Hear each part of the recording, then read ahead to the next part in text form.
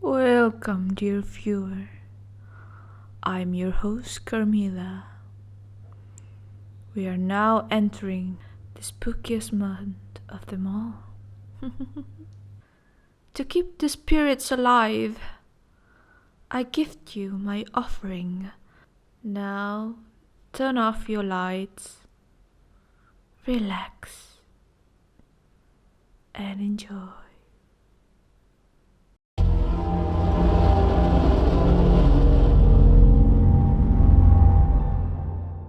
When I was maybe 15, I lived in the foster home. It was a one-story, 3-bedroom, 1-bathroom house. I had lived there for a few years and knew the sounds of the house well. The same way people describe knowing their family members' footsteps within their home. The house was old. The stove tile had an engraving dated from the 1960s. My foster mom said that it was brought there from another city on the back of a huge truck. The floor creaked when we walked, and if we sat in silence, we could easily hear what the other members of the house were doing, even if they're in the garage washing clothes. One night, in an attempt to overcome my fear of the dark and to have some privacy, I got up in the middle of the night while everyone was already asleep to eat, shower, and do some laundry. It was close to 3 a.m.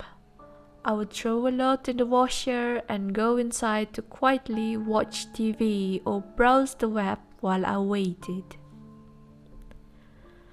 I always felt like someone or something was watching me on the other side of the windows as I sat in the living room, alone.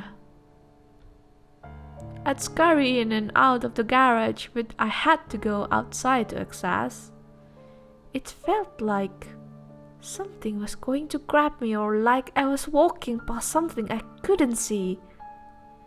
On this night, I did my laundry earlier and fell asleep. So when I woke up, it was late and everyone else was sleeping already. There was only one other girl living in the house with me. She was my roommate, and I woke up to her sleeping in her bed, snoring as usual. She was my age, but bigger than me, and her bed had noisy springs.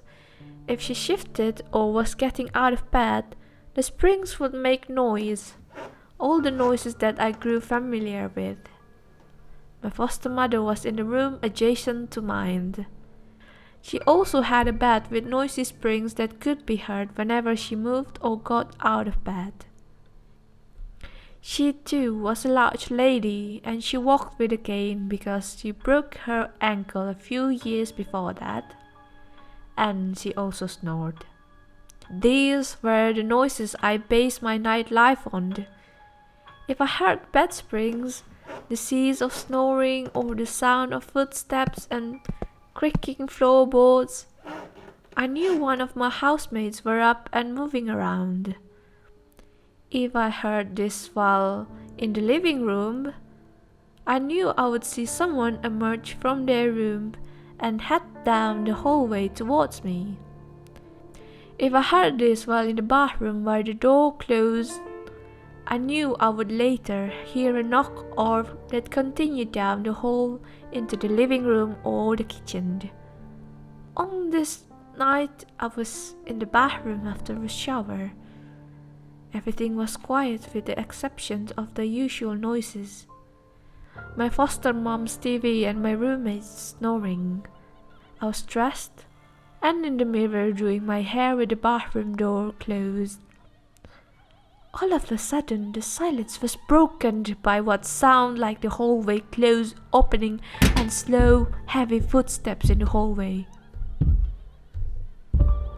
I thought I was mistaken because I didn't hear any bed springs or footsteps leading from either of the rooms. It was like they just started in the middle of the hallway and slowly walked past the bathroom doors into the living room. I was was confused for a second, trying to figure out who I would see when I would open the door. Was it my roommate? I originally thought that it was her because I didn't hear the padlock on my foster mom's door move as it always does when she went back and forth from her room. I expect to hear more sounds like someone turning on a light or getting a glass of water, but it was only silence. I just assumed my roommate was waiting for me in the kitchen so we could talk or discuss schoolwork. I relax and continue finishing up in the bathroom, surprised no one has knocked yet, or that I had not yet heard footsteps returning from the front of the house. Just that closet door opening and one single set of slow, heavy footsteps. I listened to the quietness in the house. I could hear nothing but the low voices on the TV in my foster mom's room. I waited to hear the other familiar noises of someone in the kitchen or living room, but there was nothing.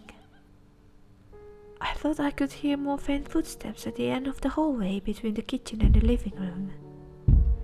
Since I couldn't determine who it was, I shook off the feelings of something being wrong and proceeded to go and open the door. I was just about to spring out of the bathroom and head towards the footsteps into the dark living room when I was stopped dead in my tracks by the sight of my foster mother lying under her covers in a deep sleep. What? I never heard any footsteps walking back, and she was so tucked in, sleeping soundly, I knew it couldn't have been her. What confirmed it was knowing I never heard her door open or the lock hitting the door. The door was still ajar and the lock hung there undisturbed. I knew for a fact I had not heard that signature sound, which means she definitely had not left her room and returned in those brief seconds before I opened the door. Like I mentioned, she walked with a cane. I turned to my room thinking I'd see that my roommate was awake with an explanation, but she too was still sleeping in the same position as before, snoring steadily. I stood in the doorway of the bathroom, afraid to move. I knew the footsteps began in the back of the house. Move to the front. That means it couldn't have been one of her adult kids coming and going. I would have heard them come in. Whatever it was, it came from one of the rooms and down the hall into the empty living room. The living room that I had walked past to get back to my room. If something was sitting in the living room in the dark, they would be able to see me walking to my room. The more I thought about it, the more terrifying it became. Had I heard the closet door open right before the footsteps started? I probably did and overlooked it because I thought I was going to see one of my housemates. Someone could have been hiding in one of the closets and made a run for it after I went into the bathroom. But why did they wait so long? They could have gotten away long before I turned the shower water off. It's like they wanted me to hear them.